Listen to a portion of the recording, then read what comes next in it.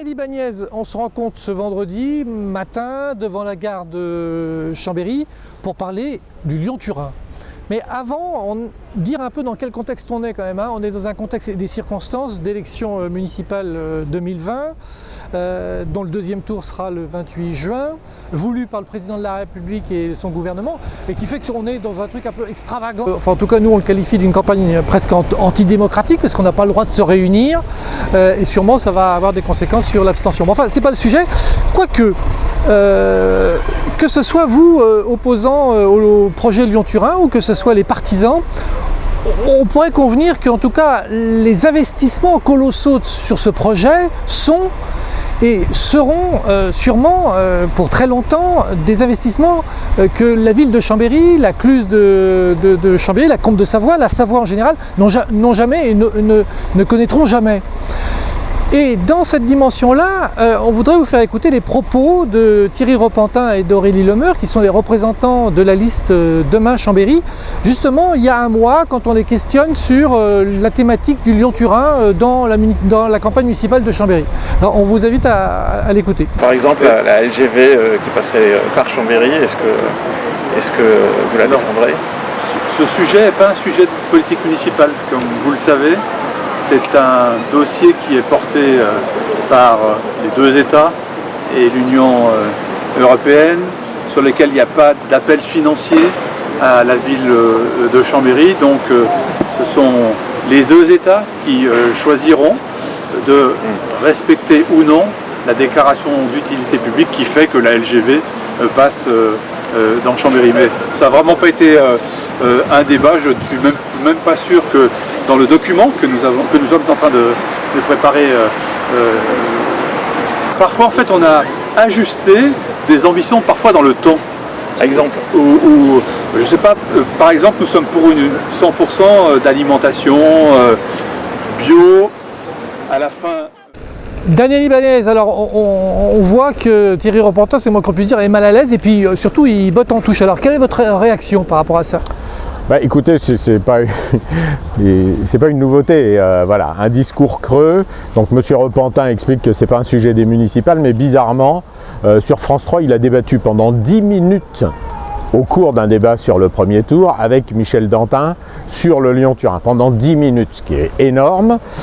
Donc ça, c'est la première chose, c'est mentir. Dire que Chambéry n'est pas impliqué là-dedans. Grand Chambéry verse des cotisations au lobby du Lyon-Turin qui s'appelle le Comité pour la Transalpine. Et quant à M. Repentin, qui était ministre des Affaires européennes, c'est quand même lui qui a fait valider les choses. Donc ça, c'est la première chose. La deuxième chose, sur la tête de liste de cette liste appelée citoyenne et écologiste, quelques observations. Ne pas se prononcer à Chambéry sur le Lyon-Turin quand il y a 10 minutes de débat avant le premier tour, c'est quand même une chose. La deuxième chose, c'est que se prétendre écologiste et avoir une démarche écologiste en faisant alliance avec celui qui est quand même président des deux tunnels routiers et qui a un vrai problème aujourd'hui comme président des tunnels routiers, c'est que si on fait du report modal aujourd'hui, ce que nous réclamons entre Lyon et Turin et Lyon et Milan et bien plus loin, eh bien si on fait ce report modal, les sociétés dont il est le président sont en faillite. Et en plus de ça, il perçoit actuellement au titre de sa présidence, comme pour la société du Fréjus, 20 millions d'euros de subventions soi-disant qui était destiné à l'intermodalité. En fait, il finance aujourd'hui la pollution de la Maurienne grâce à la pollution de la vallée de l'Arve et de Chamonix.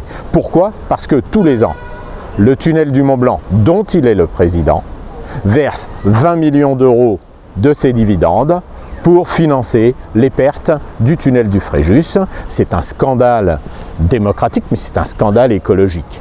Donc aujourd'hui, prétendre qu'il n'y a pas de discussion, d'ailleurs que ça ne fait pas partie du programme chambérien. Alors pourquoi M. Dantin a reçu la maire de Turin?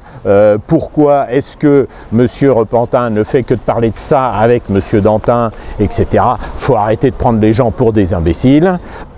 Pour la liste citoyenne et écologiste, la question se pose de leur silence assourdissant sur ce sujet, et y compris de l'absence de débat sur ce sujet en interne. Ça pose une vraie question, parce qu'on connaît la notion de majorité silencieuse. Ce qu'il faut savoir, c'est qu'elle est associée à la complicité silencieuse, surtout en période électorale.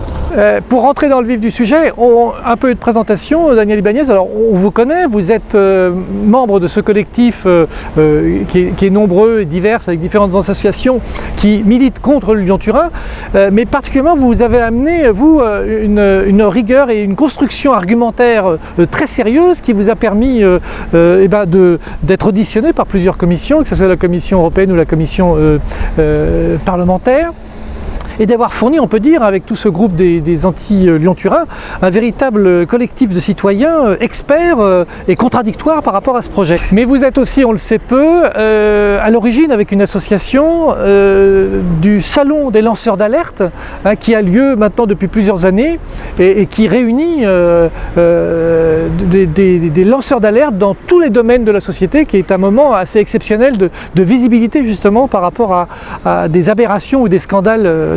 Alors, sans faire l'avocat du diable, parce qu'en général le diable n'a pas besoin d'avocat, c'est quand même plus clair de dire un peu les trois arguments que les partisans du Lyon-Turin affichent en général. Alors, premièrement, on aurait besoin du Lyon-Turin pour faire le transfert de tout le trafic de marchandises, fret, international, routier, qui passe par la Cluse, la Combe de Savoie, la vallée de Maurienne, sur le rail, et aussi tous les accès du tunnel du Fréjus. Parce que, Daniel Ibanez, il faut dire aussi qu'on est dans une saturation totale avec toutes les conséquences qu'on a, qu'on le sait, sur la pollution, les accidents, les immobilités qui peuvent se chiffrer en termes économiques par rapport à toute cette saturation dans la Cluse de Savoie, sur la VRU, mais en vallée de Maurienne aussi. Donc là, il y a un vrai souci. Le deuxième argument, il faudrait le Lyon-Turin parce que ça paraît aberrant de le dire, mais il faudrait créer une vraie ligne de chemin de fer entre Chambéry et Lyon, puisque depuis 130 ans, elle n'existe pas, vu qu'il y a un goulot d'étranglement jusqu'à Chambéry-Saint-André-le-Gaz. Et puis, le troisième argument, on y est, ce serait de renforcer en tout cas la dimension internationale de la gare de Chambéry, quoique là, il y a une dissension entre les partisans du Lyon-Turin, puisque depuis décembre 2017, la majorité Xavier Dulin, Michel Dantin, a souhaité que la gare, la future gare, soit à 15 km de Chambéry. Alors, comment vous réagissez rapidement à cette présentation-là? Et puis après, on abordera l'actualité dans les 6 mois du Lyon-Turin. Écoutez, clairement, quant à la saturation, ou en tous les cas au trafic des poids lourds dans Chambéry, à travers le tunnel des Monts, à travers la VRU, bien évidemment que c'est inacceptable. Et d'ailleurs, depuis 2016, et à la demande d'ailleurs de Patrick Mignola, qui était alors vice-président au transport, nous avons fait des propositions construites avec d'anciens dirigeants de la SNCF, avec d'anciens hauts fonctionnaires du ministère des Transports, des propositions de report des poids lourds de la route vers le rail. Nous l'avons fait. Pendant ce temps-là, M. Repentin, M. Dantin se satisfont que depuis 2012, 160 millions d'euros ont été versés du tunnel du Mont-Blanc au tunnel du Fréjus pour laisser circuler les camions. Que n'ont-ils rien fait depuis 2012? Pourquoi n'ont-ils pris aucune mesure alors que dans toute l'Europe, on utilise des voies existantes pour faire du fret ferroviaire, que l'on peut le faire, que nous l'avons démontré et que personne n'a jamais voulu et n'a jamais pu démonter les propositions que nous avons faites, y compris aux assises de la mobilité. La question, c'est qu'il est bien mignon de venir pleurer sur la saturation et sur le trafic important des poids lourds, qui est, je vous le rappelle, du 6e de ce qu'ils avaient prévu. Parce qu'il faut quand même remettre les choses en ordre. Quand ils ont commencé à faire les enquêtes publiques, ils nous avaient expliqué qu'ils passeraient 3 millions de poids lourds au tunnel du Fréjus. Résultat des courses, il en passe 1,2 million. C'est trop, bien évidemment. Le problème, c'est que face à ce trop, eux n'ont rien fait. Et ce sont eux qui sont à la manœuvre. Thierry Repentin comme président des tunnels routiers. Alors, que l'on ne vienne pas nous faire des leçons. Et si l'un d'eux veut venir débattre et discuter et réfléchir à la mise en place de plateformes comme c'était la démarche annoncée de Patrick Mignola en 2016, nous le ferons. Mais ils n'ont rien fait. Je rappelle que M. Wauquiez avait garanti qu'il donnerait 10 millions d'aides pour le fret ferroviaire. Il ne l'a pas fait. Je rappelle qu'ils n'ont rien fait alors que nous avons fait des propositions, y compris avec les transporteurs routiers au niveau national, pour développer une plateforme du côté d'Ambérieu, que l'on arrête de nous mentir. Il y a eu 1 milliard de travaux sur cette voie existante qui est tout à fait capable. Il y avait ce chiffre d'1 milliard est contesté par certaines personnes aujourd'hui. Je rappelle que c'est Bernadette Laclais, vice-présidente au transport, députée et maire de Chambéry, qui l'a annoncé par 2 fois à l'Assemblée nationale.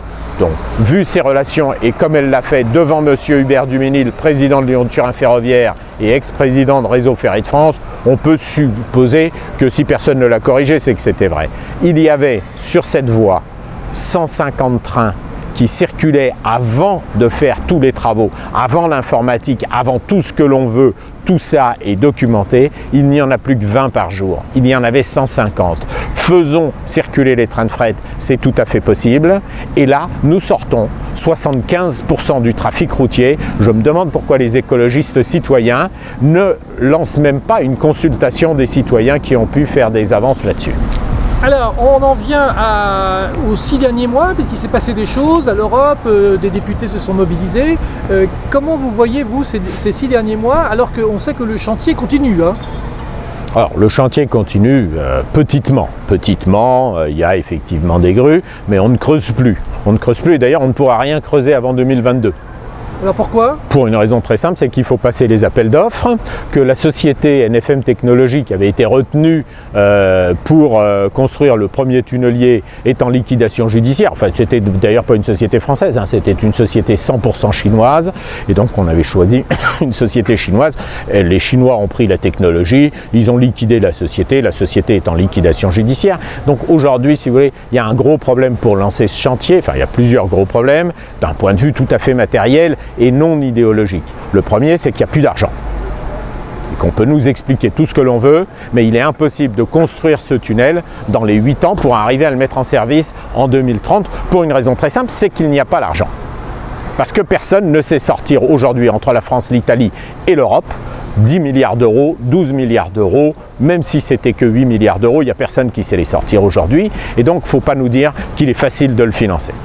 La deuxième chose, c'est que la France s'est engagée dans des extrêmement gros travaux qui s'appellent le Grand Paris Express, qui s'appellent également les Jeux Olympiques, et que la France n'a pas aujourd'hui un BTP qui est en mesure d'apporter ça. Donc ça veut dire que c'est un chantier pour les entreprises de BTP extérieures, mais que ces entreprises, il faut qu'elles répondent aux appels d'offres. Il faut qu'elles construisent le matériel, qu'elles mettent en place les bases de chantier et les faire tout à la fois. C'est énormément de travail, énormément de personnel, énormément d'encadrement. Ce n'est pas simplement que le personnel, du matériel. Et donc, ce tunnel ne pourra pas, quand bien même il était lancé, être construit en 2030, ce qui pose des questions, clairement, puisque bien évidemment, les technologies routières auront largement évolué, sans doute sur l'hydrogène, et donc il y aura encore plus un gouffre financier. Ça, c'est la première chose. La deuxième chose, c'est que l'actualité, elle est placée sous le signe de la triche, pour une raison très simple. C'est que la France et l'Italie avaient dit à l'Europe, en 2014, ne vous inquiétez pas, nous sommes capables de faire 3 milliards de travaux, donnez-nous 1,2 milliard de subventions sur ces 3 milliards. L'Europe avait dit 3 milliards de travaux, vous êtes très très optimiste, on va considérer que vous serez capable d'en faire avant le 31 décembre 2019 2 milliards et nous allons vous donner 813 millions. Eh bien la France et l'Italie, Lyon-Turin Ferroviaire, TELT, n'ont réussi à faire que 400 millions de travaux, c'est-à-dire le 5e de ceux qu'ils avaient annoncés, et ils le savaient. Et ils le savaient. Résultat des courses, ils ont fait le 5e des travaux. On leur a versé le 5e de la subvention, bien évidemment. Et bizarrement, alors qu'ils n'ont pas utilisé les 3/4 de la subvention, on est en train de leur proroger cette subvention. C'est un scandale démocratique. Un scandale démocratique, et je vais vous montrer pourquoi. C'est que nous avons demandé la décision européenne. Et en fait, elle est caviardée sur toutes les pages. Alors ceux qui prétendent ne pas parler du Lyon-Turin dans une campagne électorale en se prétendant citoyen devraient regarder ce document et bien s'interroger sur le caractère démocratique. Voilà, alors ça c'est la prorogation de la subvention, puisque une subvention a été demandée sur la base de documents erronés, que tout le monde savait erronés, personne n'était capable de faire 2 milliards de travaux. Alors donc la commission a dit, alors on vous laisse poursuivre l'utilisation, alors que normalement la subvention était perdue, et vous allez faire des travaux. Et alors donc ils font une liste des actions que vous voyez là très clairement. C'est incroyable parce que ça c'est un document officiel. Bien sûr c'est un document officiel et en plus de ça la subvention n'est financée qu'avec de l'argent public. Donc c'est un viol des droits des citoyens. Mais voilà comment, on sait pas, comment se fonctionne. Si, il faut demander à M. Repentin parce que lui je suis sûr qu'il doit savoir avec ses alliances. Donc en fait on ne sait pas quelles sont les dates. Vous voyez là en 2014, 2015, 2016, 2022 voilà. Donc voilà les citoyens ont le droit. Je rappelle juste que le Conseil d'État et le Conseil constitutionnel déclaraient que l'article 15 de la Déclaration des droits de l'homme et du citoyen, qui veut que chaque citoyen a le droit de demander compte à tout agent public de son administration, était le principe fondamental qui justifie l'accès aux documents administratifs et aux décisions publiques. Voilà, c'est un viol manifeste du texte fondateur de la République et de la Constitution de notre 5e République. Voilà, on peut venir nous expliquer beaucoup de choses. Voilà le symbole même de la démocratie européenne, de la démocratie des partisans du pro-Lyon-Turin, car nous ne sommes pas anti-Lyon-Turin. Nous sommes pour l'utilisation du Lyon-Turin existant dès maintenant et pas dans 50 ans. Au-delà de ça et de la triche dont je viens de vous parler, c'est une imposture écologique. Aujourd'hui, les promoteurs de ce projet veulent faire croire que ce projet serait la nécessité absolue de l'Europe pour le Green Deal du jour futur. Le Green Deal du jour futur, toutes leurs prévisions, c'était des augmentations de trafic et des délocalisations à outrance. Déjà, pour commencer. Ça, c'est leur politique et c'est la politique qui a prévalu à ce projet. Ensuite de ça, clairement, s'ils veulent faire du Green Deal, c'est pas dans 20 ans qu'il faut le faire, c'est aujourd'hui. Et aujourd'hui, nous avons besoin de l'argent, effectivement, comme vous le disiez tout à l'heure, pour doubler la ligne Saint-André-le-Gaz-Chambéry. Mais je vous corrige sur un tout petit point, c'est qu'il n'y a pas une ligne Lyon-Chambéry, il y en a deux. Il y en a deux. Vous en connaissez, vous, beaucoup, des agglomérations de la taille de Chambéry qui sont reliées à d'autres agglomérations, pôle industriel, pôle commercial, métropole comme Lyon, qui sont reliées par 2 lignes ferrées pour y aller. Nous, ce que nous disons, c'est doublement de la ligne entre Saint-André-le-Gaz et Chambéry, ce qui permettra de tripler le nombre de TER pour aller alimenter et réduire encore une fois le nombre de voitures sur les autoroutes, pour autant qu'on considère que les autoroutes pourraient avoir moins de voitures alors que, bien évidemment, c'est leur fonds de commerce et leurs revenus. La deuxième chose que nous disons, c'est effectivement, pourquoi ne pas doubler le tunnel de fait aujourd'hui, ça coûte 500 millions pour Saint-André-le-Gaz, ça coûte 700 millions là-haut, ça fait effectivement 1,2 milliard, ça n'en fait pas 10. Et ça, c'est faisable extrêmement rapidement, mais en tout état de cause. Ce qui est sûr, c'est que l'imposture écologique, c'est de ne rien faire aujourd'hui pour mettre en place les camions et les marchandises sur le rail dès aujourd'hui. La deuxième chose, et ça il faut être parfaitement conscient de cette affaire-là, c'est qu'un tunnel, comme ils prétendent le creuser, coûte énormément en émissions de CO2 et en destruction de nappes phréatiques, en destruction de sources, en tarissement définitif irréversible de toute l'hydrologie de surface et souterraine dans les Alpes. La deuxième chose, c'est qu'un tunnel de 57 km à l'intérieur duquel il fait 56 degrés en permanence doit être refroidi en permanence, et j'aimerais bien savoir qui peut nous sortir aujourd'hui la balance, le bilan énergétique d'un tunnel de ce genre-là. La troisième chose, c'est que ce tunnel a été vendu, et l'est encore sur le site internet de Lyon-Turin Ferroviaire. Il est encore vendu aujourd'hui pour soi-disant une réduction de 3 millions de tonnes de CO2. Nous avons demandé à l'ADEME son analyse. La réelle réduction du CO2 émis sera maximum de 500 000 tonnes et non pas de 3 millions de tonnes, c'est-à-dire du 6e. Résultat des courses, et ça pour 1 million de poids lourds, Mais aujourd'hui, ils ne sont pas capables d'en sortir un de la route. Ils n'ont rien fait depuis 8 ans alors qu'ils ont pris 160 millions à l'intermodalité des transports. Donc c'est une imposture écologique, c'est une certitude. C'est un scandale démocratique et en tout cas, c'est une stupidité économique. C'est une stupidité économique qui est calée sur des modes de développement du 19e siècle et du 20e siècle avec une croissance infinie. Mais c'est une stupidité économique qui est basée surtout sur la contribution, sur l'argent des contribuables, tout ça pour financer quelques postes à 10 000, 15 000, 20 000 et en tous les cas, surtout pour financer, comme c'est écrit dans ce dossier, depuis le premier jour, en 1991, en 1993, à nouveau en 2000, en 2003 et encore en 2018, ce dossier est un dossier de partenariat public-privé.